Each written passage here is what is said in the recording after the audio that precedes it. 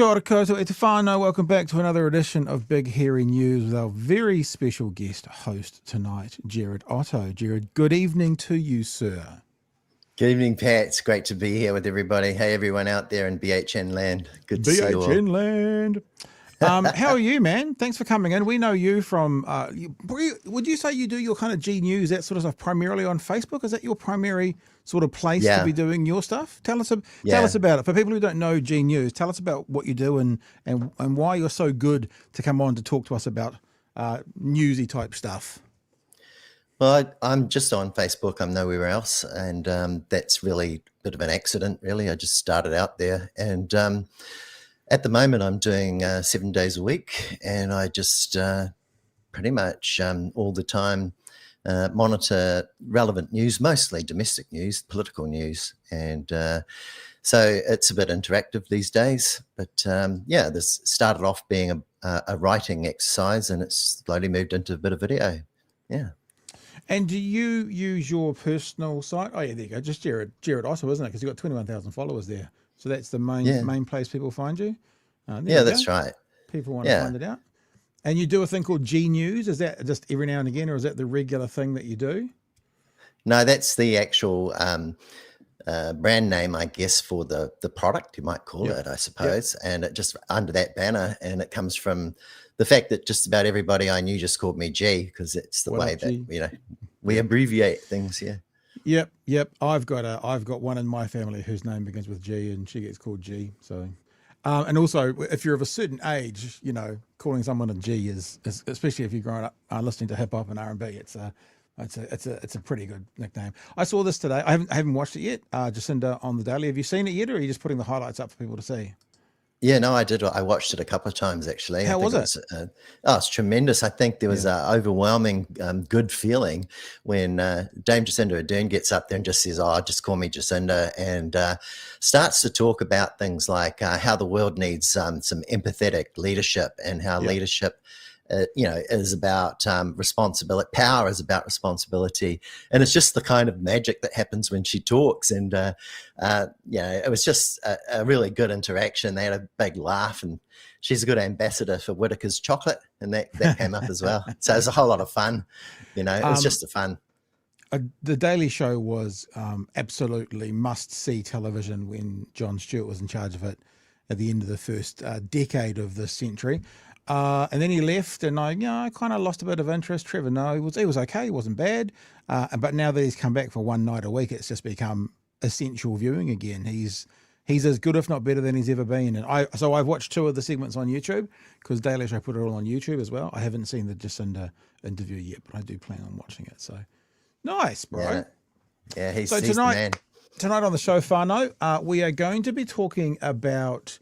Well, there's a kind of sort of a 2 or 3 way conversation going on, because there's Winston at the UN.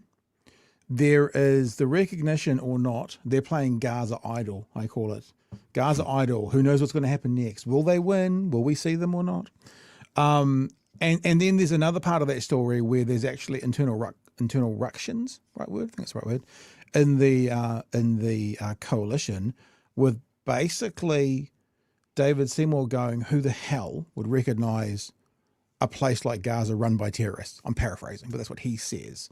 And one of the questions I've had all week, which I haven't seen answered, we'll get into this later on, Gerard, but to give people a heads up, is does the cabinet have to agree for them to recognise it? Because if they do, David Seymour might be a bit of a problem if he's speaking publicly like that. So we shall see. And of course, Donald Trump deciding that he wants to start up the new This Medicine Gives You Autism campaign. I just think the people from Tylenol, which is what they call paracetamol, they must be getting their lawyers out tomorrow for the lawsuit at Donald Trump. And finally, there was a really interesting conversation with a guy called Tim Miller. He runs a podcast and company called The Bulwark. He used to be a Republican, and he became one of those kind of never-Trumpers. And I don't know if he'd call himself a Democrat now, but he's certainly very against what the Republican world is doing and looking like at the moment. And he does a podcast. It's kind of like a version of Zateo. They do a few things like Mehdi Hassan does, but he mostly features on a podcast. And he hates these internet debates, but he says in this clip I'm going to show you that he thought he might try and bring some light.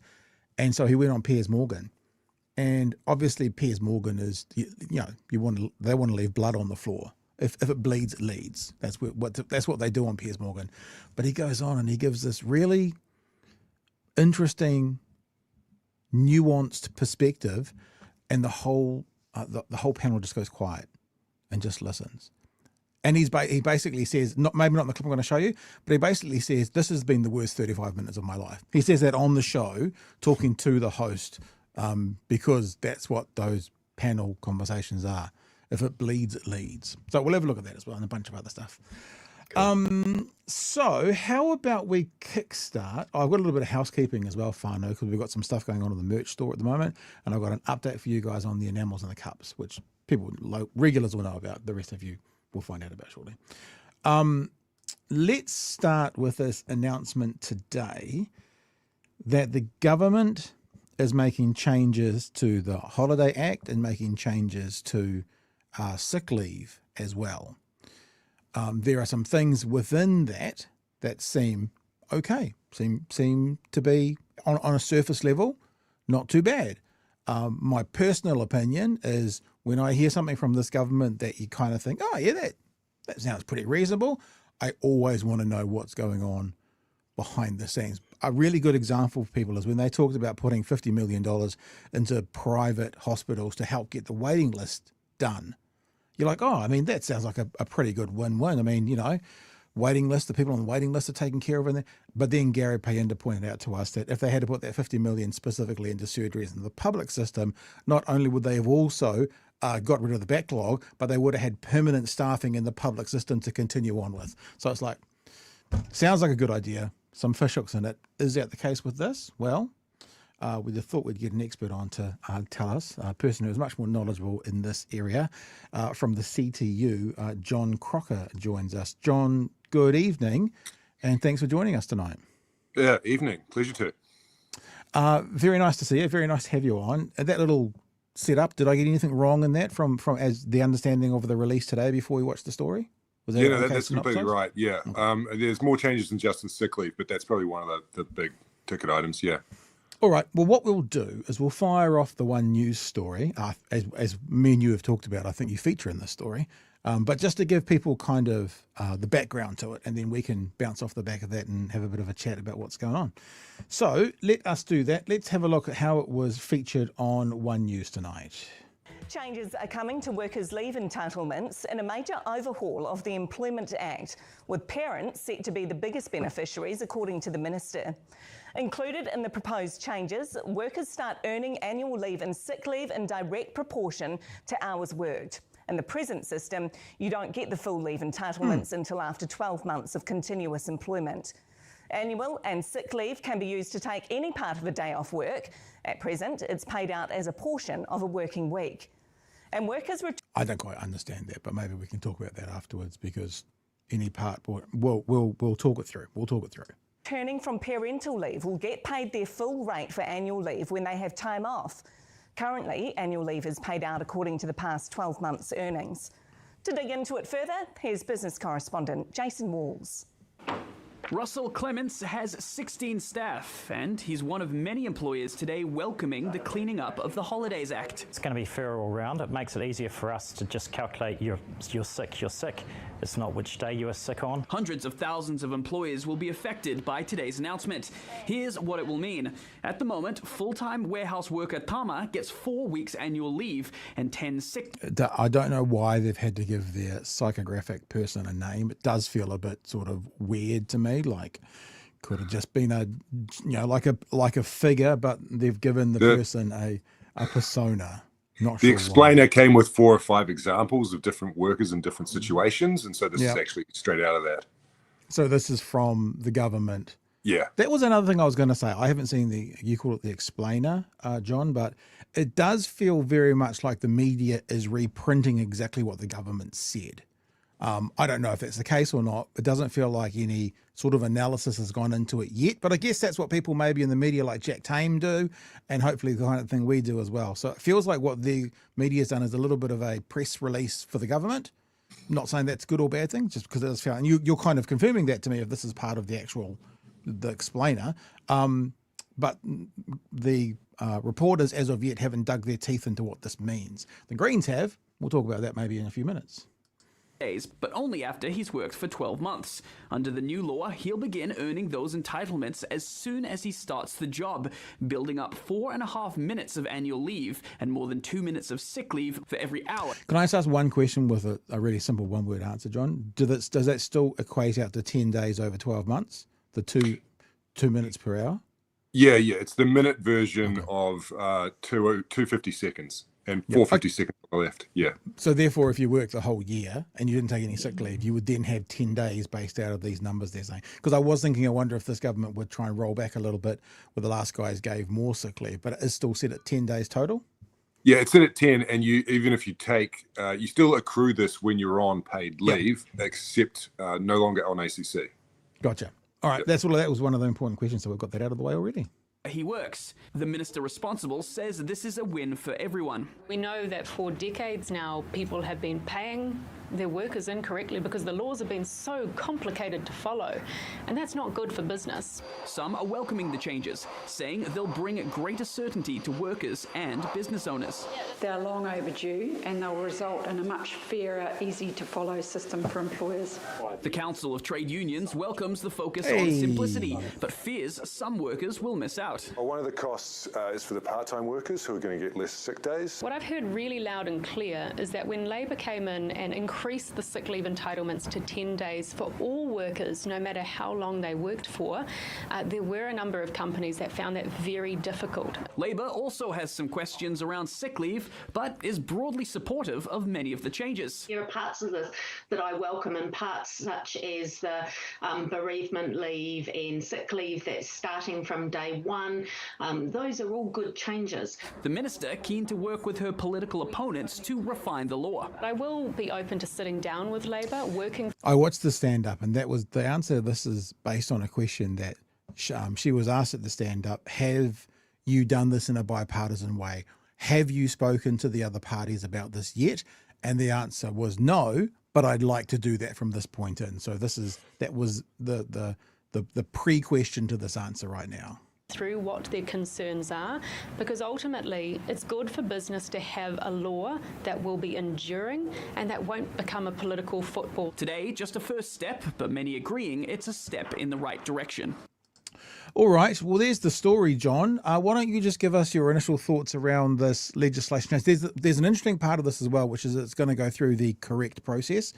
I wonder why the government has decided to use when I say correct, it's going to go to select committee, it's going to go through 1 reading, 2 readings, whereas everything to now has been fast-tracked. So I'm wondering why they don't deem this one important enough to fast-track. Not that I think it should be. It was an interesting observation. So it's going to go through the process now. So where are we at today? What do we need to know more about these legislative changes? Oh, these are the announcements. So this is what's come out. So we'll see a bill introduced, and then we'll go through a select committee process. Mm-hmm. I guess I'm speculating on behalf of the government, but I don't take your comment about creating enduring law. I don't think that's necessarily disingenuous. I think the business community is interested in that, and I also think, I think it's probably been under consulted so far, and I think. Hearing from more businesses and some legal opinions is probably of interest, whereas there's probably been a bit too much anecdotal evidence and listening to the payroll providers themselves, who caused a lot of the historical problems. So that could be quite genuine. In terms of breaking down the law itself, what we're seeing is really it's a bit of a mixed bag. There's some stuff in there that's just generally good. There are some workers who are going to be worse off, some groups of workers who are going to lose out on that, and some stuff that's maybe more neutral, some stuff that's going to require some really complicated maths to figure out who's lost and how much. And then we've seen that push for simplicity as well. And I think it's clearly going to be easier to systematize in a piece of software, which I think was one thing that business wanted. There was one thing from that piece we just heard. We heard from the bosses, the employers. We didn't really hear from the employees. The ministers saying, "Oh, everybody wins, everybody's happy," and in the story we then heard from the owners of the businesses saying, "We're happy." what's the feedback you're getting from the? I guess it's first day. There may not be any yet, but what is the thoughts around how this is going to benefit the employees? Is what you're seeing at this current stage right, that it's a win-win, or is there these fishhooks we're talking about that you guys have already seen? Yeah, there are definitely those fishhooks. So there are some small things that every employee is going to benefit from. I mean, some of that will be when you start a new job, and some of it will benefit groups of employees, like those who have the parents who then take parental leave, and then there are big groups of workers who are going to miss out. So the part-timers are a big group. Anyone who gets injured is another group. And the third group is those who include commission and bonuses as a significant part of their income. Right. So the bonuses won't be a part of the historical pay for them to work it out on. Yeah, that's one of the things they've taken out, is that currently there are two calculations. There's what you normally earn in a week, and then there's what you've earned over the last year, averaged down to the week. And the employer currently pays the higher of the two. So what she's saying is that actually we're going to be looking at the base rate, basically what you earn an hour, and then that's going to be your holiday pay for the number of hours you take leave. So if you get commission, if that's a big chunk of your income, taking leave, you'll get paid less, quite a bit less, when you take any form of leave. Right. Hey, Gerard, jump in, my friend. Any questions or comments so far? Yeah, well, two things. One is this 12.5% and what that might mean to somebody doing a lot of overtime or working, longer, and how much they might have made, whether they're going to really lose out in the long run. And also, I think the way in which the story was told on One News is really, like you're saying, Pat, I think this was a fresh start from the beginning for Van Velden after her original attempts to take what Labour had done didn't fly and got rejected. And so she's come back with this. And like you said, this is day one. So it's really, I think we'll probably see some more reaction to it. The questions that we haven't heard yet will be raised in the coming days.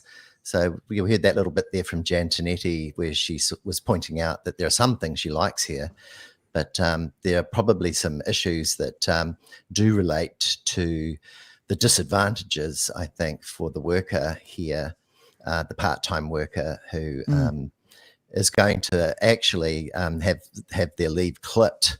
That's my thinking. What do you think, John? Yeah. I mean, that first point you raise is that's the complicated maths one. So when you're doing overtime, and that's not above like 40 hours a week, it's going to be above your on that. So while it's going to seem like more cash in hand, that's not going to be calculated when you go to take leave. So whether it's more or less, I don't know. That's going to require some pretty in-depth analysis. Yeah. We should have a look as well, because I imagine what happens, John, and we talked to Craig Rennie quite a bit, and he gets his numbers and he nerds out for a day and he finds them and goes through and he gets all that. Is it the same sort of thing? Do you spend the next day, 2 days, 3 days kind of going over this with a fine-tooth comb to find out more? Or because it's day one, is it quite a simple idea right now and the detail will come as they take it through the select committee and through into a reading or two? At first, it's not my role, so I won't be doing that. Leave that to Craig. I think for that part of it, it's just going to be that really weird question on whether the loading on overtime is more or less than the what the holiday pay would have been. I think for a lot of the rest of it, it's pretty obvious from a day one reading. But then someone needs to get a look at the Act once it's introduced, and then make some more detailed analysis on that as well. Let's just chuck up what the Greens have said about this. Their first take on day one is women to bear the brunt of sick pay changes. The government's move to strip back sick leave from part-time workers is yet another blow to women across Aotearoa. Stripping back sick leave for part-time workers means women will inevitably shoulder more unpaid labour, says the Greens. We can and must ensure that women are paid fairly, are treated with respect and are safe. things this government is actively undermining. Remember, I'm reading out what the Greens' position is. Getting sick doesn't depend on whether you're full or part-time under these changes. Only some will be protected. Final paragraph I'll read. Part-time workers are disproportionately women, with many balancing jobs with caring responsibilities, like looking after sick children. This move means yet more unpaid work for them on top of what they are already doing to keep families and our economy going. John, any thoughts around that statement? Does that feel fair to you, what they've pulled out to start off with? Yeah, I think it does. I mean, when you look at who this is going to affect, I've talked in terms of class of worker, these people, those people. When you look at who it affects demographically, it is going to affect women more. They've got that, the boost to the leave coming back from childcare. But what the Greens are talking about is going to affect women more broadly for longer because they work disproportionately part-time. And also if the child is sick, the woman is more likely to use sick leave to look after the child. So it kind of gets women twice in that sting. So yeah, I agree with those comments. Gerard, any other thoughts or questions around this story? There's something slippery about the way in which I think nobody can really put their hands around what the total money lost or gained here is. And it's at the doorstep of the fact that the government doesn't sort of necessarily handle all of these individual contracts. That's what we heard said by Van Velden. But I'm just going to point out that this is the kind of slippery pattern that we sort of see with Van Velden policies when it comes to disadvantaging women in particular. We saw this in the pay equity, the sort of the vague spaces, the places where they use the term balance and affordable and all these kind of terms. But in the actual fact, no one can quite get their hands around something concrete and say you're better off or you're not just yet. And so I think, there are some wins to this, but I also think that the losses are unclear, and I think that, the women are going to actually be those who demographically are the biggest losers out of this policy. John, anything to help us wrap up with this? What should we be keeping an eye on? What should we be looking out for as this idea turns into legislation as we're going forward? Oh, look, I totally agree. I think once you start looking at the analysis, that's when it's going to get interesting. This is going to save businesses, right? It's not going to cost them more. There will be some winners. I think one of the interesting things is with the casual loading going up. Now, part of the reason that they've included sick leave into the casual loading to go along with the annual leave, a lot of casuals were entitled to sick leave but weren't getting it anyway because their bosses didn't think they were, didn't bother doing the calculation, or even the workers themselves didn't know they were. So you might see some people gain as non-compliance drops in one area. But like that sick leave cost, that's going to be hard to calculate, but that is going to be a cost to workers. Yeah. And the other thing about it seems that once again, the people that it will impact are the people who are potentially more vulnerable. Not even saying if they're not more vulnerable as a people group, but part-time mums, are more vulnerable to financially speaking as well.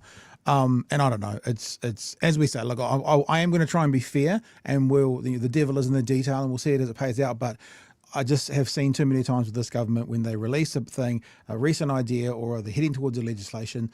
The more you flesh it out, the more you see. Okay, we need to be really careful because this group of people are going to be impacted really, really harshly. So I will wait with hopeful anticipation of all good things, but with a keen eye to check over the details to make sure we alert to people if there are big Maui hooks in there, big massive ones that are going to be obvious to get out. Yeah. Okay, John. Hey, well, thank you for joining us. Is there any particular thought you want to leave us with tonight? I think maybe, just that one we didn't really cover was about the change to the ACC. Yep. So let's do it now. Yeah. So no ACC, you won't be accruing leave while you're off injured. Now, again, it's going to affect different people differently. If you're going to be injured for more than 1 year, well, maybe you didn't need a holiday if you weren't working. If you're injured for a short period of time, you might not notice it much. But people who they get injured for a few months, that's going to stuff their leave for the year. Plans could be ruined. Plans they already had could be ruined. They might not get the summer break they're expecting to, not have that time with their families. So again, what they're basically thinking about, a lot of times they think about like one scenario, and then that leads their legislation. We heard about Van Velden had this thing in her head that, if a part-timer had 2 jobs, would they then get 20 days of leave? So, well, maybe, but it's a bit of a phantom because a lot of part-timers will work shorter shifts and actually work 2 jobs and have 2 jobs on the same day. So when they call in sick, they're calling in sick twice to get 1 day off. So there's a counterpoint. And I think some of these changes are kind of led by this scenario out there. But when we look at actually more broadly, it's not such a mischief, and the solution actually creates another problem somewhere else. Yeah. And so to spell out, and you tell me if I'm right here, because I've heard what you said and I've jotted some numbers down. If you're on ACC, so basically if we've got 4 weeks leave a year, that means every 3 months we're accruing 1 week of leave. Therefore, if you're on ACC for 3 months, in that year, you'll only accrue 3 weeks of leave, not 4. That's right. Yeah. So that's significant. That's significant. So, has there been any reasoning or rationale as to why they're going to stop accruing leave when on ACC? Not that I've heard. I mean, I'm guessing, but basically, if someone's off for a whole year, you suddenly have to pay them 4 weeks, and so that's a burden on business, and that's not fair. And it's like, maybe, but it's that scenario you've highlighted, which is where workers are going to lose out. Maybe the middle ground would be something like anything under 3 months you can still accrue up to 3 months of ACC or something. They can work it out in the select committee. Hey, John, thanks so much for joining us tonight. Really appreciate you giving us some time. We will keep an eye on that, and we'll be in touch again with you guys at the CTU when we know more details about this and many other things that you help us with and help us figure out. So appreciate your time tonight. Thanks for being a part of the show. Thanks, Pat. Thanks, Gerard. See ya. All the best. There you go, Gerard. This is sort of the moment we then go reflections on the conversation. Any thoughts? No, I thought he was right on it, and I think he's going to dig into the whole underbelly of this. I just think that the whole point there really is that we've got a situation now where essentially, I think people know that nothing's going to change in favor of the worker here. There's this little sales bait at the front of this, which says, oh, look, you get to start, on day one. And they were emphasizing this part. And then the part that isn't really covered is the part that's the fishhooks that people are talking about. Yeah. So the whole story is like, here's the front part of the story. And then now we've run out of time and we move on. Yeah. And that's the feeling I think that everyone's left with. And I think we're all sort of looking now.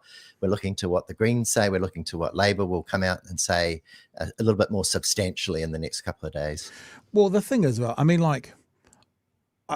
I would think that the government will know exactly what all those fish hooks are going to be or are, because they'd need to know that to basically move this idea forward.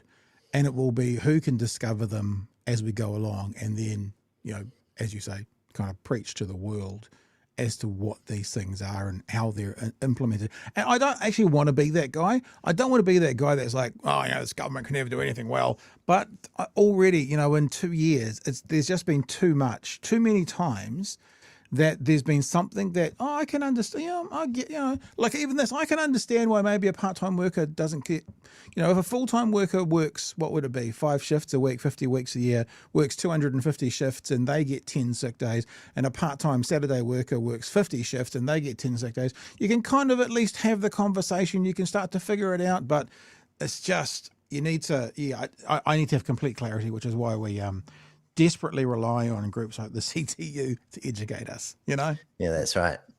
That's right. All right. Now, whānau, a little bit of housekeeping for you right now.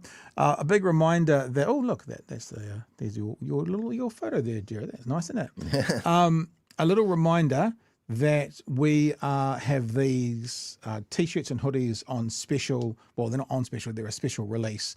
And to be really honest with you, after one show last night, we sold about 2/3 of them. So this is based on, something that Mehdi Hassan said on stage in the weekend. You can't bomb the truth away, with the Palestinian flag there. We've got black and white T-shirts, and we've got black and white hoodies. If I could move my mouse up, there it is. Black and white hoodies, you can't bomb the truth away. And we're going to give money to Medical Aid for Palestinians, maps.co.uk.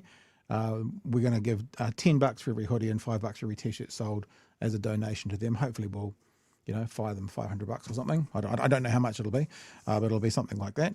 And I'm just giving you a heads up and kind of fair warning, because we have a limited run of these.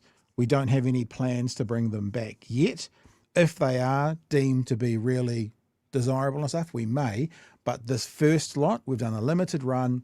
And so if you want one, which will obviously you'll look totally cool at your rally next weekend in the Octagon or going over the Harbour Bridge, Kapai, you support us and you support Medical Aid for Palestinians, MAPS, which is a charity out of the UK, literally in Gaza giving medical aid.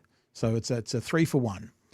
So you can head to bhn.nz/shop, which is a really easy place to find them and find all of our stuff, which can be there. Look, I'll show you all of our stuff. Or you can go to the original shop, which is bhnshop.nz, I think. I forget now. We're starting to move away from that. So it's beginning to, when you get a bit older and things start to fall out the back of your brain and you're like, oh, I can still remember that now. I'm sure in a week I won't be able to. Something else for you to know about whānau, because we've been talking about cups and enamels. Here's some photos today that came to me from China. There's a little chewy enamel. It's got obviously the metal is there, but the enamel hasn't been put in it yet. There's a little Nicky No-Boats enamel. Look at that one. That's pretty cool. We've also got there's a Pat and Chewy BHN one there. So these are the enamels that are getting made. Oh, that's the end of them. There's actually more than that, but the other ones are words, so I didn't put them up. So the enamels are being made as we speak. Should have them within 2 weeks. The mugs are being made as we speak. We'll probably have them by the middle of November. Fingers crossed for Christmas. And that's about it. So bhn.nz, you can find all that stuff there. And also, of course, bhnshop.nz, whichever you want to use. So, what shall we do? What shall we do? What story shall we do? What story shall we do? Should we do Donald? Should we do Donald? Because there's some super chats in there about Donald already. So I don't want to put those up until we do this story. We can put Citizen Gold's chat up, because Citizen Gold is a countdown for the last possible day for an election. Apparently that's 452 days from now. How are you going to feel, Gold, when you get to like 365 or 364 or 363? Is that going to feel cool? So Citizen Gold has just reminded us of that. Thank you for that. Appreciate the super chat as well. And then we've got some chats about Trump. So maybe we'll do the Trump story now, and then we can use those super chats and we can go on. So let's have a look at this. This is on, we're not going to show this full story on CNN. I just wanted us all to have a look at this complete buffoon not be able to pronounce the names of the medication that he is saying causes autism in children or in pregnant women. So have a listen to this first of all, and then actually One News has got a story on it, which we'll go and have a look at. First, effective immediately, the FDA will be notifying physicians that the use of let's see how we say that. Acetaminophen. Is that okay? Which is basically commonly known as Tylenol. Yeah, I know that one. During pregnancy can be associated with a very... I'm sure you're aware of this, but it's paracetamol. What we have is paracetamol. Increased risk of autism. So taking Tylenol is not good. All right, I'll say it. It's not good. He's such a fucking idiot. I'm sorry. He is just such a fucking idiot. But I tell you what, Tylenol, whoever the company is that owns Tylenol, though I bet you anything you like, that their lawyers are loaded up for tomorrow morning, because the president's come out saying that the company that makes the paracetamol in America, Tylenol, there's evidence it's causing autism in babies if it's taken during pregnancy, which is completely false. I mean, you know that, I know that, but I want to put it out there to start with. So let's have a look at the whole story from One News, and then we'll have a chat about it. Health experts say Donald Trump's comments linking paracetamol use in pregnancy with autism is the worst kind of scaremongering. They say pregnant women shouldn't fear taking the medication as there's no scientific evidence to support the claims. No shit. Demelza Leslie reports. Paracetamol, which is known as Tylenol in the US, is considered the only safe over-the-counter option for pain or fever for pregnant women. But Donald Trump claims it's linked to autism, and pregnant women with fevers should tough it out. Tylenol during pregnancy can be associated with... It's funny that TVNZ didn't show that piece with him not being able to say the words. It's like a bunch of the American network showed it, but TVNZ was being somewhat polite. I don't know why, but I guess editing decision maybe. A very increased risk of autism. So taking Tylenol is not good. Experts here have slammed the comments as dangerous and untrue. Apart from being crazy, I guess it's also really concerning because this is incredibly disruptive. And of course, it's not true. Peter Harris says not treating a fever can harm both the fetus and pregnant person. The myth about the MMR vaccine, for example, that was incredibly distressing for parents when they... One of the conversations that's come of this, which is incredibly fair and valid, is the people who have autism or who are in the autism community are like, we don't need to be fixed.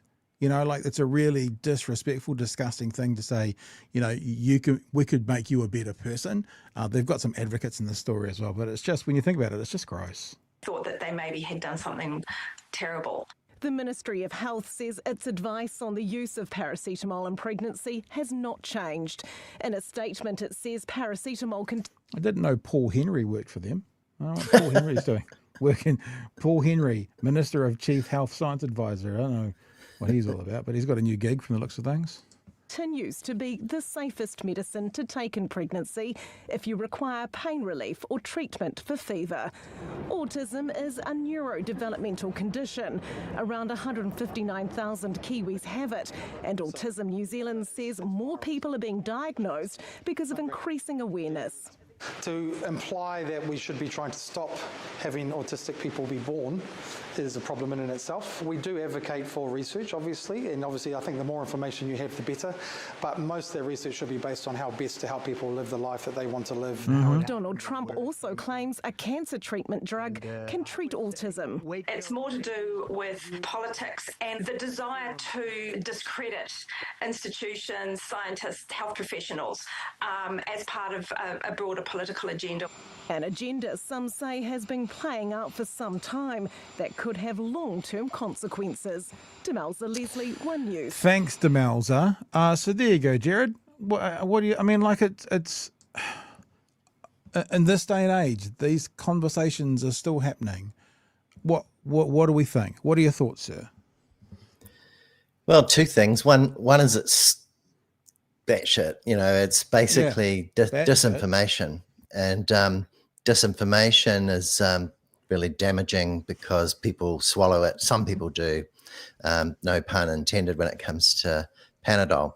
But the facts, versus the belief. And the other second thought I have is that I thought that Trump talked about another drug you should probably prefer to have as a treatment than Panadol. And then I started thinking, is this actually sort of like a big pharma gig in the background where you're actually favoring a particular pharmaceutical company over the other one? So your comment about a legal battle coming from this is probably right on.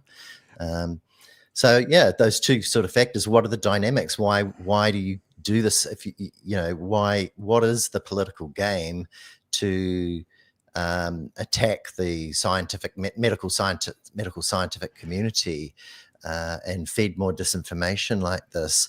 Is there something at the end of it, like, if we can bring out this drug rather than that one? So those are my top level thoughts anyway on what we're seeing.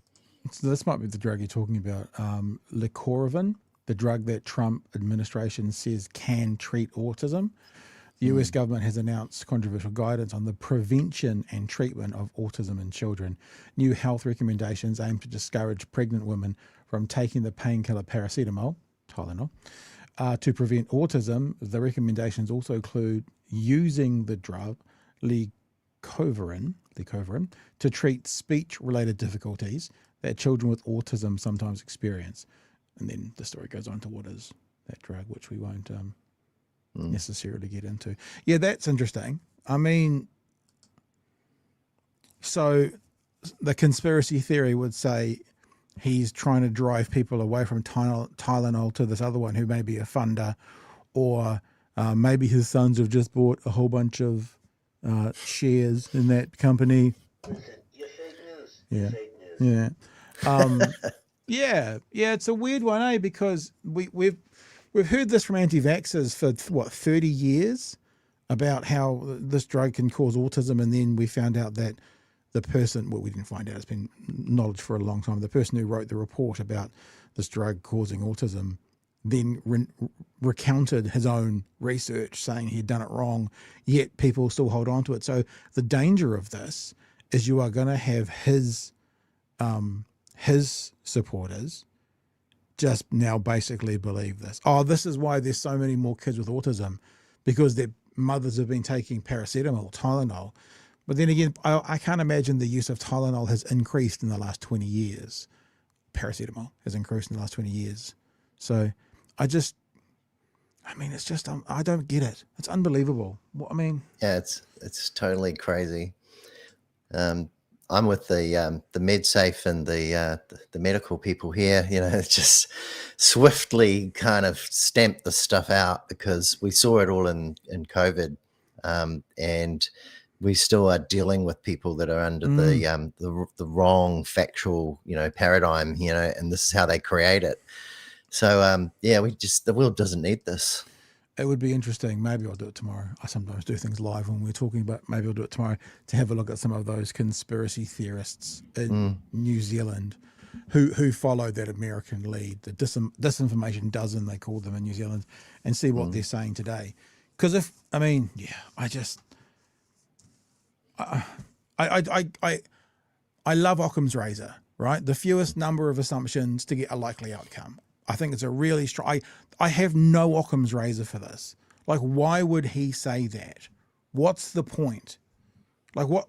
I mean, even if it is a big pharma thing, like, he's a billionaire. He doesn't need them. He's not going to go to a cushy job afterwards. He's not going to have a job.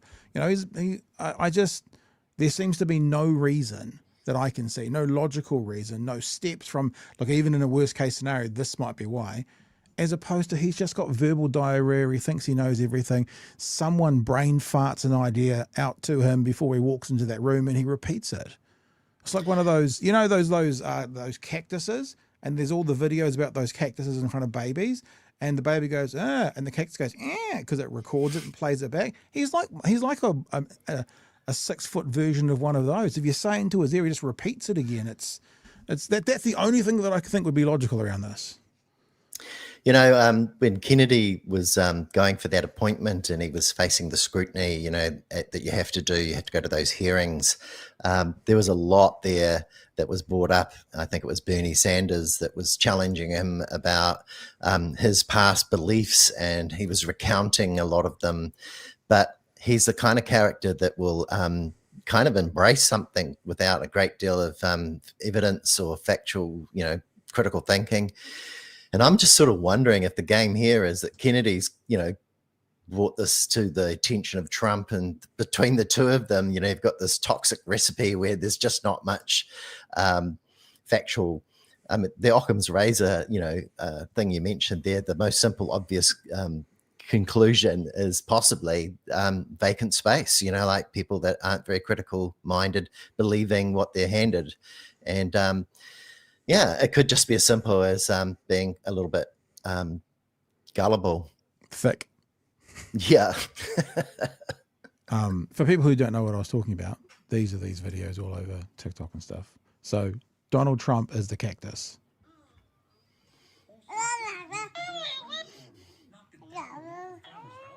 That's what.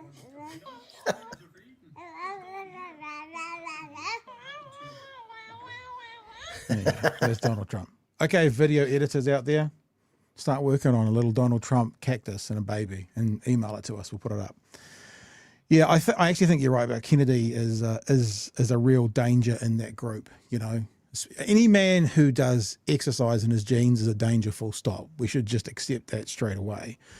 But yeah, I think we all know that Trump is not very smart. And if someone says something loudly or with confidence, he'll believe it to be the truth. So maybe that's the Occam's razor. He's the cactus has heard from Robert F. Kennedy Jr. and he's spitting it out afterwards. Because, I mean, like in his White House, could you imagine an aide go, "Hey, Mr. President, this is bullshit. You know, you sound like an idiot. This is complete bullshit. You realize that?" I just can't imagine that happening. I just can't. So, yes. Anywho, but we did that mostly then because there were some super chats to do. So let's do those now. Kiwi Bird says the Panadol study Trump utilized observational studies, not randomized controlled trials. It shows correlation and advises caution, not a ban. The study Trump used relied on self-reporting. Yeah, we know where that can go. And also, finally, Kiwi Bird 3 in a row. Bang, bang, bang. Fever is far worse than Panadol when it comes to pregnancy. So there you go. Ella also says autism equals bad, pregnant women equal having fever equals good in the eyes of Donald Trump. Andrew says neurospicy people make the world flavorful. Indeed, I agree. Danger of Mouse said, my wife relied on paracetamol during her 4 pregnancies. All 4 of my girls don't have autism. There you go. That's 100% response rate. So that's now settled science. Peter says, Hank Green had a great video recently finding the common thread in miracle cures. A big factor is they're cheap in the US medical system, of course. So if you're in an expensive system that you can't afford, but someone gives you a miracle it's only $19.99, then of course that's why people buy lotto tickets. What? $1 million and it's only going to cost me $20 to try? Same thing. I'm feeling you. Let's get on to the conversation around this is kind of 2 or 3 ways, this conversation now, because it is about what's going on in Gaza, but it's also primarily in New Zealand about Gaza Idol, when we're going to find out after the ad break, should Gaza be recognised or not? And there's a couple of things. We're going to watch both news, not the whole lot of them, but both news channels tonight to have a look at what's going on. Won't we recognise Gaza today? If it has to go through cabinet and be cabinet approved, like majority approved, then this government's in trouble, because when we play you what Seymour says about it, there ain't no way, if it has to be approved by a majority, that they are going to let it through. So here's the story from One News tonight. France has joined a wave of nations recognising a Palestinian state, further isolating and angering Israel. At a special UN summit, President Emmanuel Macron warning time's running out to save the 2-state pathway to peace. Watching on, our Foreign Minister, who's yet to make New Zealand's decision on the issue public. US correspondent Logan Church reports. As world leaders converge on the United Nations, the stakes have rarely been higher. Our Foreign Minister among the mix, meeting first with his Ukrainian counterpart. That's a big beef of a man, isn't he, from Ukraine? Look at the size of him. Sheesh. No wonder they're winning that war. Well, somewhat. You contributed in our resilience and in our fight against aggression, and I invite you to visit Ukraine. Our commitment to him was an unwavering support for that effort. Do we think Winston's going there, though? I'm thinking not. I'm thinking he'll stay right where he is. To defeat their invasion, and we'll go on doing that. The main show, though, a conference on saving the very idea of a 2-state solution for peace in the Middle East. France's president co-hosting it with Israel's virtual neighbour, Saudi Arabia. The time for peace has come because we are moments away from being unable to grasp it. The Palestinian Authority president had to beam in via video after the White House revoked his visa. We commend the positions of those countries who have recognised the state of Palestine. We call on those who haven't done so far to follow suit. The US and Israel boycotting the meeting. Can I just say, it's a little bit of a side note here, but how about we upgrade the seats a little bit? Just quietly. I mean, you know, this is the UN, for goodness sake. Peeling seats. Come on, guys. Come on, guys. Hamas is praising this conference. If a terrorist organization is supporting what's happening here, it's shameful. Winston Peters is expected. Sorry, another side note. That guy would do a really good Arnold Schwarzenegger. I just think he's close to it, and if he just gave it another 10%, it would be a really good. You can hear it. If a terrorist organization is supporting what's happening here, it's shameful. Winston Peters is expected to announce New Zealand's position on Palestinian statehood during his speech later this week. Timing, though, that some are questioning, given so many of our close allies have made their stance clear ahead of arriving at the UN. This should never have taken the New Zealand government this long. Like, it shouldn't be down to the wire like this. Look, we've been waiting 80 long years for an answer here. In a few days, finding out all the facts. And find out next, right after this ad break. It will not be wasted. With the eyes of the world on the plight of Palestinians, some wonder why our Prime Minister isn't here. I'm not really sure I can work out what would be more important. No need for me to be there this year. Quite normal that foreign... Funny, it's called the Leaders Conference, eh? And like Macron's there and Trump's there. But no, I don't need to be there. You know, when he can do it. It is actually, I mean, it's probably fair, Gerard, I'm assuming you're going to agree with this. He was seen kind of as the Koru Lounge Prime Minister for the first 12 months. He used to love a Koru Lounge, but maybe he's getting a bit sick of it because this would have been like the ultimate Koru Lounge going across to the UN. But no, people are asking in the chat, why not? There's not really an answer. He's just saying because that's really the only answer that there is. He doesn't give anything definitive, actually. One of the things, sorry. You go. Oh, well, one of the things that Winston said was that there are some people who are leaders that are not here. And the thing was, though, that those leaders generally had a good reason not to be there, whereas Christopher Luxon didn't have a good reason. Here he is doing an announcement for a highway in Levin that he didn't have to attend, compared to the biggest issue in the world right now, and the fact that everything is urgent around it, like you heard Macron talking about, the time is now or we may lose this opportunity for peace. Yeah. So days do matter, weeks and days matter. And I think his whole speech to the summit there emphasized that the time is now. And he was very, very strong on the urgency to act now. And we also saw Winston just leave that summit. He was going to be there for the whole 3 hours, but he left after 2 hours and went and had a press conference instead. So, yeah, I'm personally underwhelmed very much by our lack of urgency and the way in which we've signalled that, basically our Prime Minister's keeping a big distance here and just waiting. We're holding out and sitting on our hands. We're not even being upfront, with what we need to know, what the facts are that we still need to find out. Do you get a sense at all that this is a bit of a big call, and I might be drawing a long bow, but with him not wanting to engage in this particular international event, it is actually signalling that New Zealand is not that much of a political player around the world. Like, we will just be a little bit isolationist. He wants to be more New Zealand only. I can't imagine, for example, if this was a left wing or a left leaning government, that the leaders wouldn't want to be there talking about what should we do about Gaza.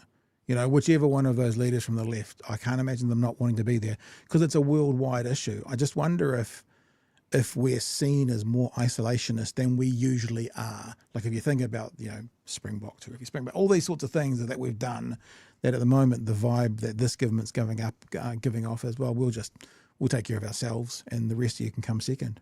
Maybe? Yeah, maybe. I'm just sort of thinking that the entire way in which Luxon is staying out of this has now possibly got something to do with the way he accidentally said that Netanyahu had lost the plot, and then he got burned. And now today we're seeing kind of retribution being directed towards Australia for taking a position. So I think he's keeping his head down, to be honest. And I'm also thinking that, he's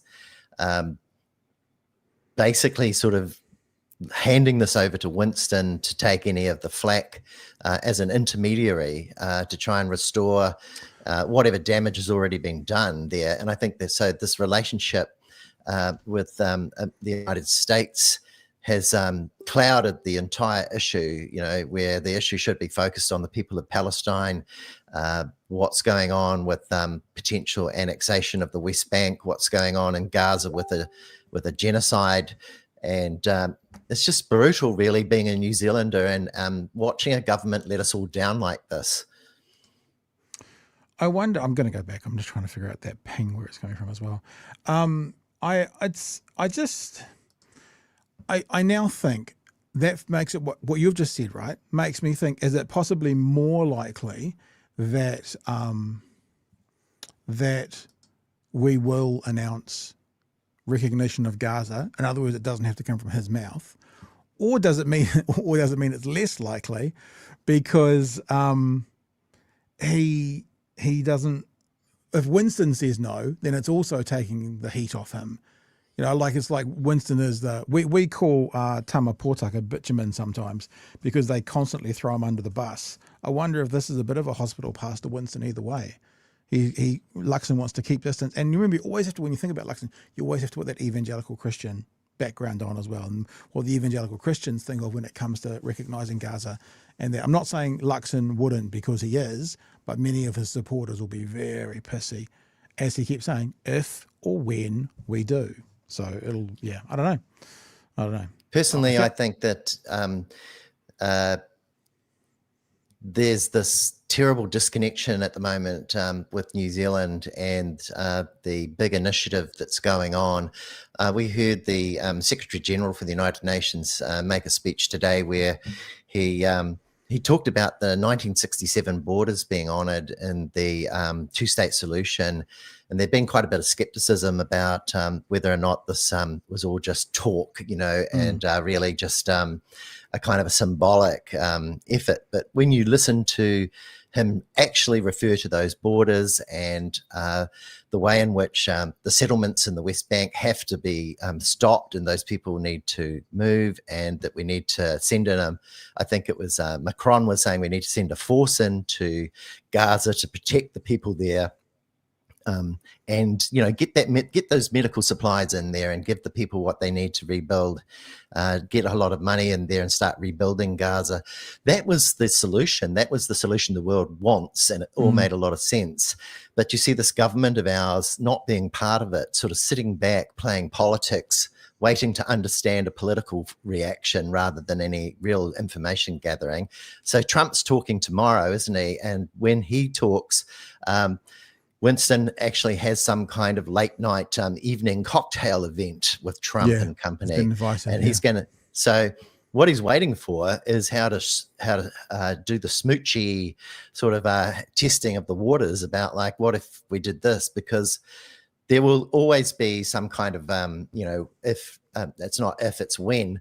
But it's just, the trouble is it's probably not going to be now for New Zealand, when everybody else is going now and join this big effort towards peace.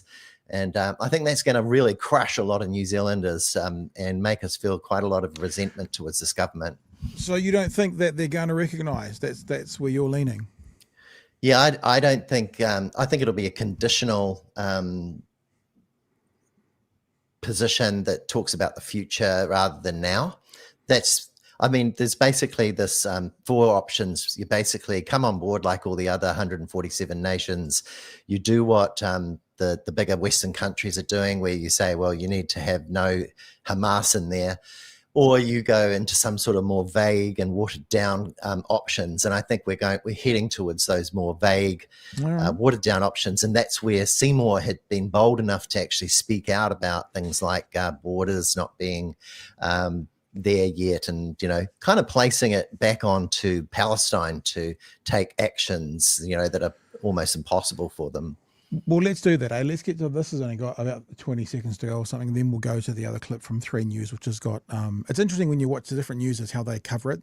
3 News really did cover more what's happening in New Zealand with the thoughts, and then TVNZ was more what's happening in New York. So let's just get to the end of this, and then we'll go check out what Mr. Seymour had to say.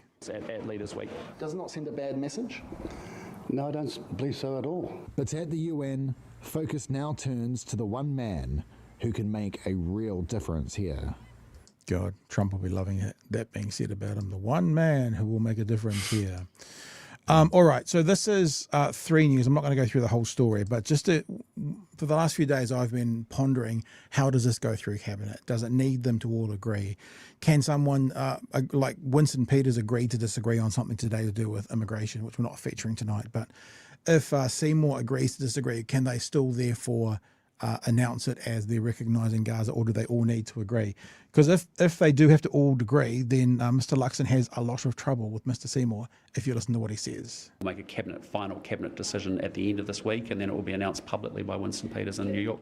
This follows a public clash inside the coalition after ACT leader David Seymour made this comment last week. We're not going to recognise a state that's currently weaponising hostages, holding people for years on end. And we already recognise Israel. I don't know why he's saying this. Absolutely inhumane conditions. I mean, who would recognise that? That earned him a swift swipe back from Peters, who said the government's position is articulated by the Minister of Foreign Affairs, going on to say that for the second time Seymour is talking out of his field. The Prime Minister also called Seymour into his office. I spoke to David, Winston speaking for us on Foreign Affairs, and he's the one that's leading our cabinet through that position. Seymour declined an interview about... There you go. So you couldn't be much more unclear. Like, if you can't have more clarity than that, why would we vote for them for these reasons? So it'll be interesting. I'm intrigued to see what happens next. I do wonder if maybe this delay, because we're saying, what's the delay? I mean, Luxon said 10 times this week, it's not a matter of if, it's just a matter of when. So if what he's saying is at some stage New Zealand will, why don't they just do it now? But maybe Seymour's a problem. I'm not sure, but Seymour is very clear on what he thinks, Gerard. Yeah, I think that there's a sort of a, it's not a matter of if, it's when, but not now. Yeah, and I think that not now is a problem. I do think that we saw today Winston agree to disagree, which you can do in MMP, and potentially, if we're all lucky, we might get an ACT party that disagrees and agrees to disagree on the Palestinian decision in cabinet, and we all just really been left, to find this out. I don't understand the amount of secrecy over a principled decision like this. I don't understand why we lack balls. Why we can't just be open and more transparent. And the other thing I'd say about Seymour is, after the fact, he said he was talking about the ACT position and not the government position. So he clarified, but it was all a bit late. It was at the time he was talking out of turn. And I think we've got a situation where we've got a pretty loose coalition that's all over the show. And these minor parties are just running rings around Luxon. Yeah, indeed. And also it's been very clear for the last few months that Seymour in particular is into electioneering mode. So he wants to differentiate himself from the other two. He wants to be speaking to an audience that, if wink, wink, nudge, nudge, if we get in again next time with, double the MPs and we've got the power and it hasn't been recognised yet, then it won't be getting recognised. I don't know if the evangelical Christian has a natural position voting for ACT or not. I don't know enough about what that belief. I think they've got a natural position voting for national, but if national, because what happens here, people will see as being Luxon led no matter what. National will get the ire of it. If they acknowledge Gaza, there is going to be a voting bloc that are not going to then vote for Luxon, but they would probably vote for Seymour, because he's saying the things that they want to hear at the moment. So it'll be interesting to see what happens. All right, let's have a look at some of these super chats that have been coming in, and chats in general. Arvid says, maybe a French Terminator. I will be le back. I will be le back.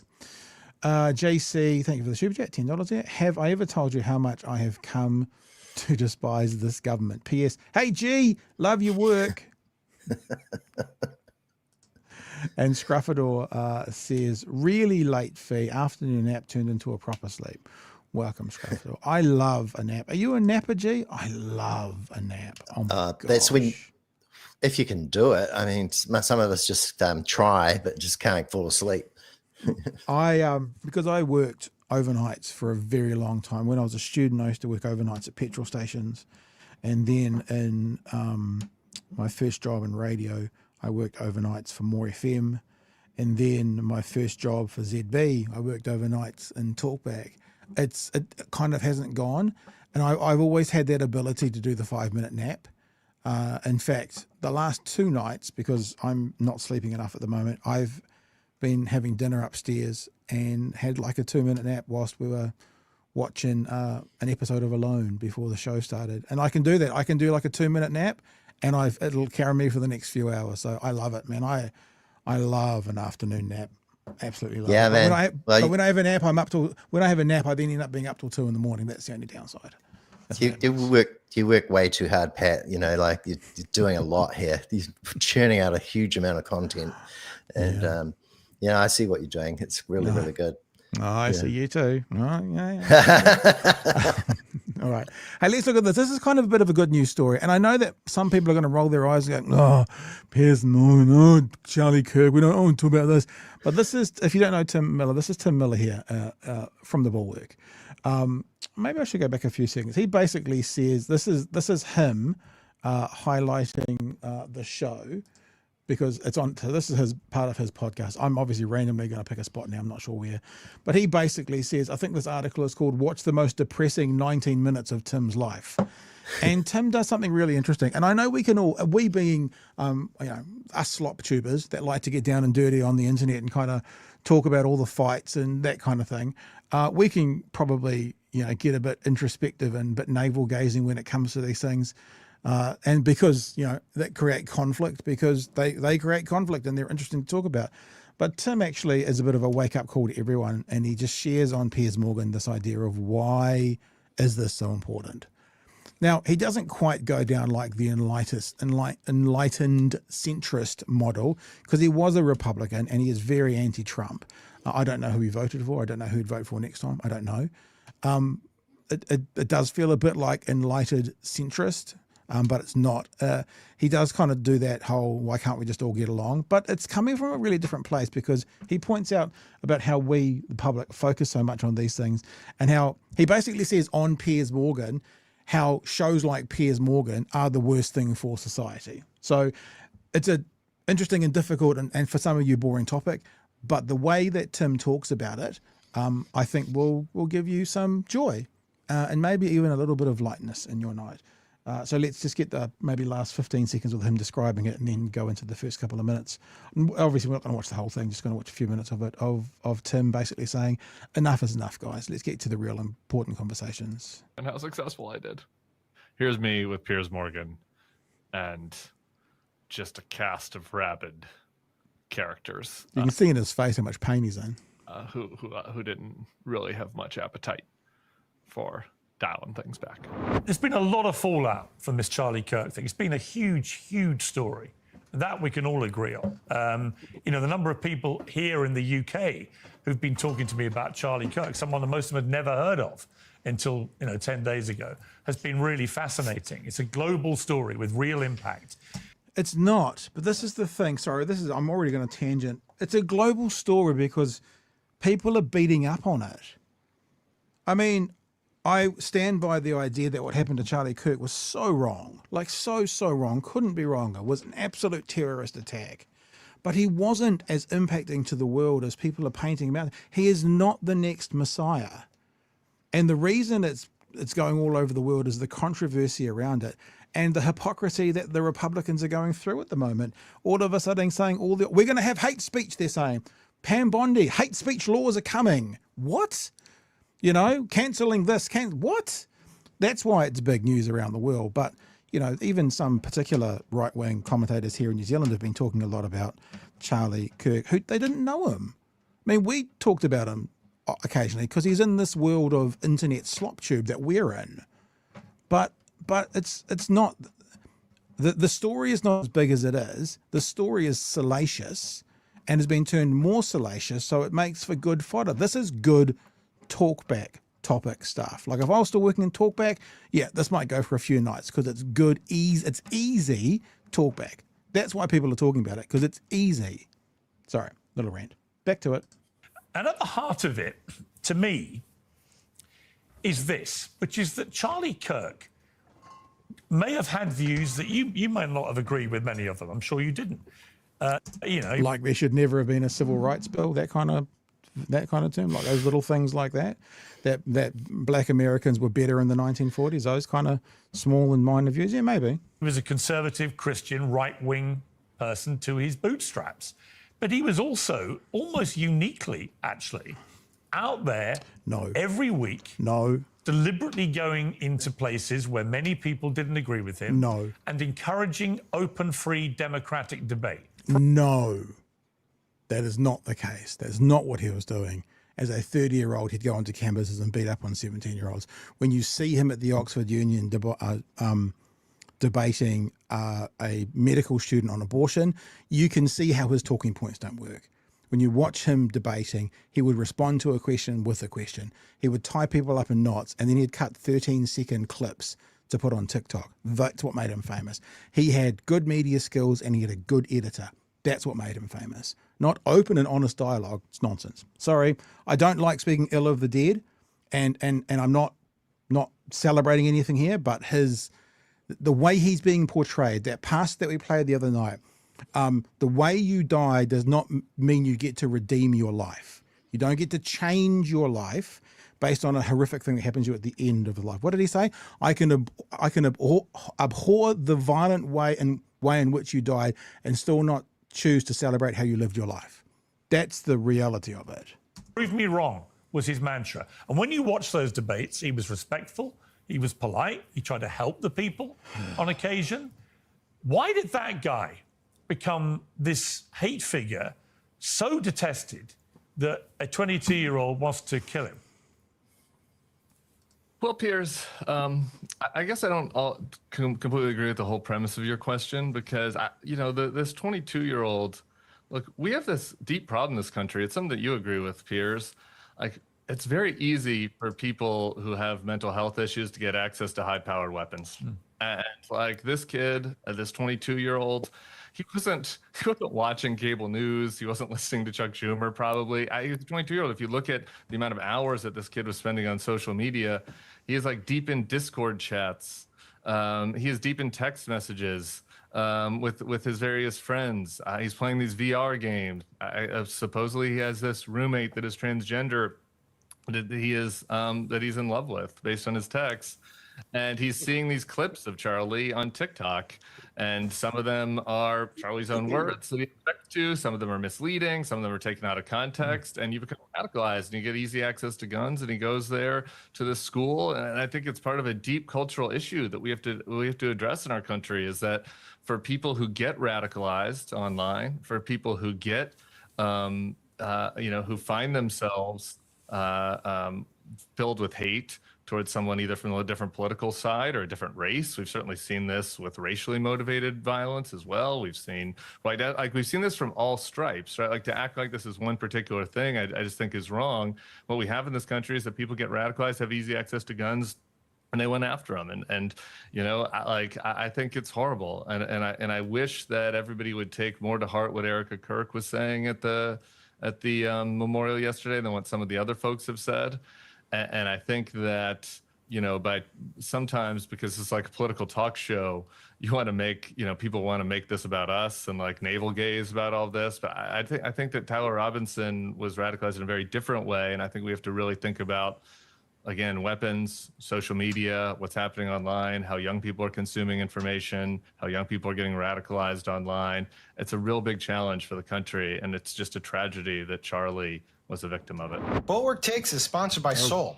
I still love a good night out, but I'm not always in the mood to drink. Would do the advert? They give me I've had it should be gum. That's this is good video, isn't it? Watching the ad. In many cases, I know many, almost a lot of people.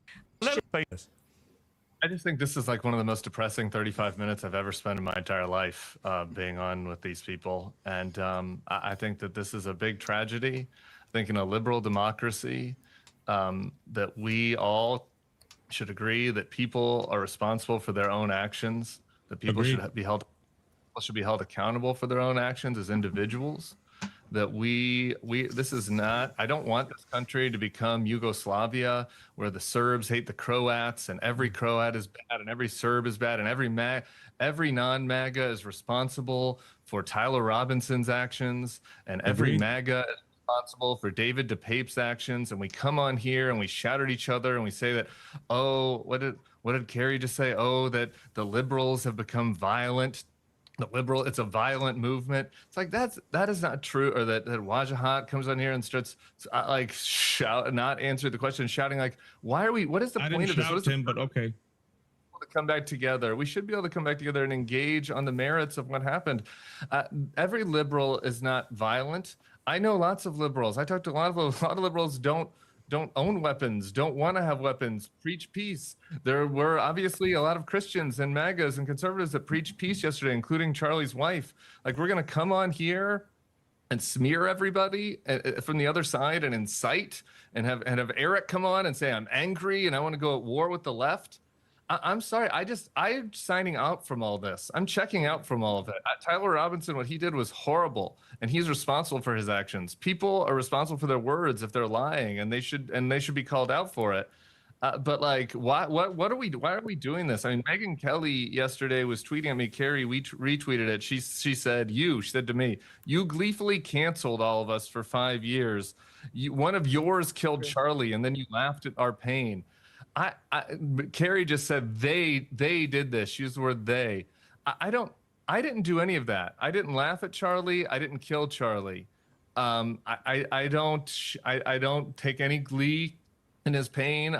It's really affected me emotionally in a pretty deep way.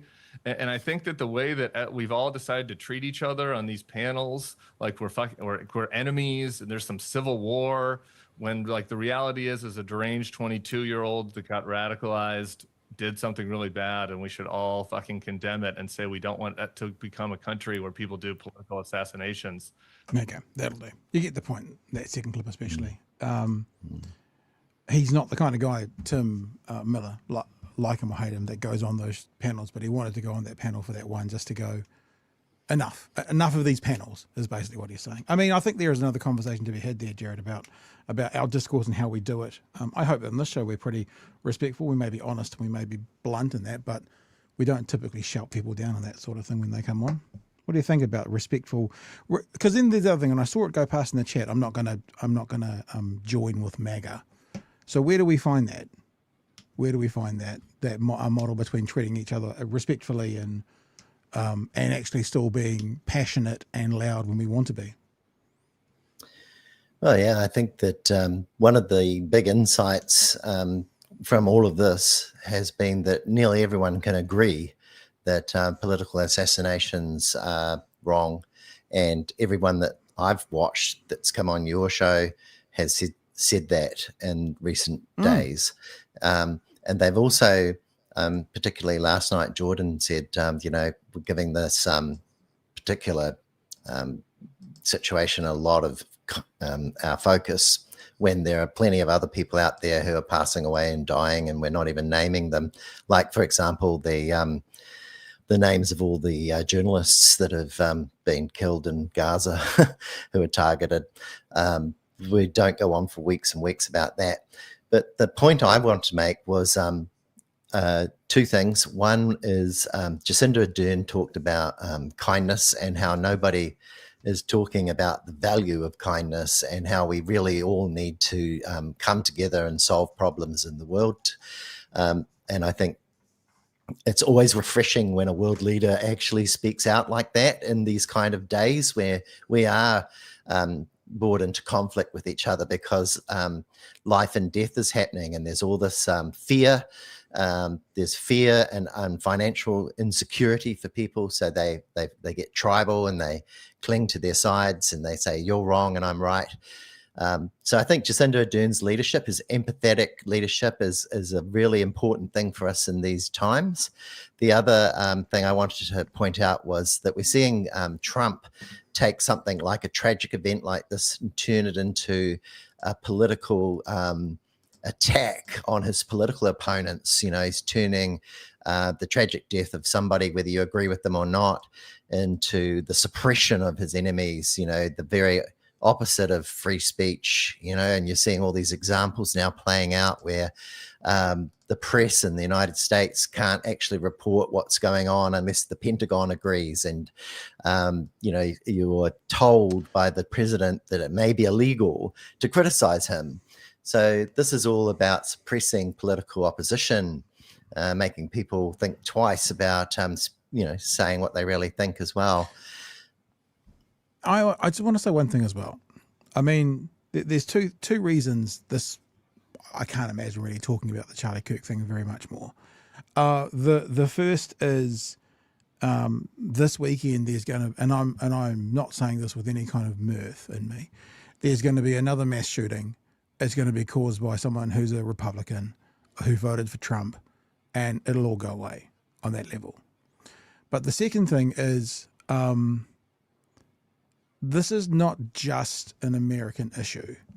When you have a look at what's behind why these shooters and stuff do what they do, you end up getting the Christchurch massacre. When you look at Brian Tamaki talking to Turning Point USA about starting up a Turning Point New Zealand, this is not just quote unquote US crap. When America sneezes, the world catches a cold. We're seeing that at the moment with some of their tariffs impacting some countries and their bottom end. And you definitely see that in culture. By culture, I mean, you know, movies, music, that kind of influencing the world. And the reason I wanted to play that wasn't necessarily to focus on Kirk. It was to focus on that. Actually, it was the second clip. The first clip I shouldn't have played because it was too long. The second clip where Tim actually just said, you know, these blood on the floor things are just not doing it for society. And I agree with that.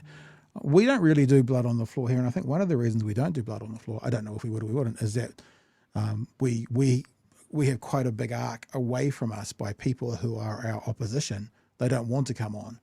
So we ask them and they decline. So we don't have to even consider how we would do that because they politely refuse or they just don't respond. So I think that it's something we need to figure out as a society how we have disagreements better. And that's what I heard in that second part of what Tim said about, you know, when we pretend to be enemies and shout at each other, that's culture war bullshit. And that's for the cameras. And I don't think that's helpful. And unfortunately, even though it's not helpful, it rates. And because it rates, more people do it. And because more people do it, it impacts society more. That's what I was hearing. Yeah. I mean, people are drawn to conflict and drama. And personally, I think that, you know, if we see deliberate drama and conflict and, you know, because media ratings are driven by this. So, you know, they know exactly what they want to do with these panels, and panels aren't new. So, you know, if we wanted to have a good conversation, what happens wouldn't be happening. You know, you wouldn't have all this talking over everybody, and we'd actually have a more civil conversation. I saw a really, really good interview that Mihi Rangi Forbes conducted with Nicola Willis. I think it was earlier today on Mata. And you could see that the two of them, you know, come from very different positions. But you see there was a really shining example of how Mihi can have those conversations and, you know, get down to the foundations of what people, why people believe what they believe. So perhaps for all of us, it's really a matter of actually learning how to have better conversations to be able to agree with some things, but disagree where, you know, we don't agree. Yeah. Yeah. I think you have just given us content for tomorrow night's show. I didn't realize a new episode. Mata seems to drop really irregularly, and it doesn't find its way. This is another thing about the media. It doesn't find its way into my algorithm very much. But that's appointment viewing. Anything Mihi does is appointment viewing. You've got to check it out. So I think that might be what's on for tomorrow night. Hey, G, thanks for coming and playing with us tonight, man. I really appreciate you giving us some time. Is there anything you want to tell people about connecting with you, about what you're doing, about what you're about, where people can find you, etc.? Well, I'm on Facebook, and it's just under Gerard Otto, and basically every now and then I've got interviews with politicians. I do a lot of talking to camera by myself, but it's a combination of articles, news clippings, conversations, interaction, and it's pretty much starting to grow as we approach next year's election. Is that a plan for you? Are you kind of building it to then launch again next year and try and sort of influence New Zealand with your perspective? Is that the plan? Well, actually, to be honest, the only plan is really to do with getting the voices that aren't heard in mainstream media heard somewhere. And typically these are opposition voices at the moment, because we get a lot of headlines and what you'd call focus, I suppose, on the government. But it's hard work being in opposition when you're not really getting any coverage. And if you can get some long form conversations going that help to engage people with the issues that have transpired and are transpiring, then that's good for everybody, because then we all come away with a little bit more information. Just a quick review on that Mata episode. Andre says, I couldn't stand it. Willis was unbearable. So it sounds like there's some blood on the floor, which I'm sure will attract more people to it.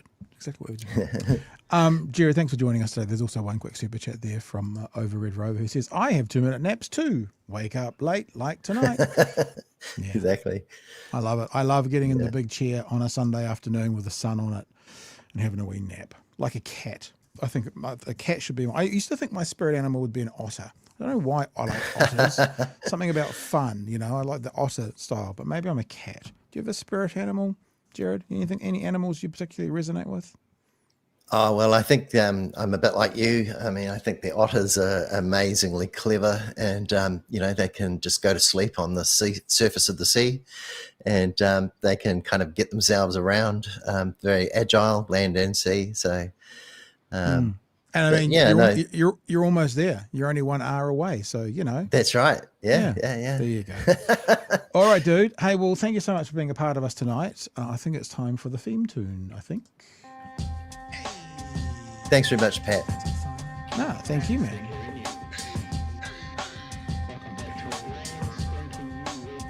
Help us settle a debate, whether it be thoughtful or funny, even if we're all creatures of hate.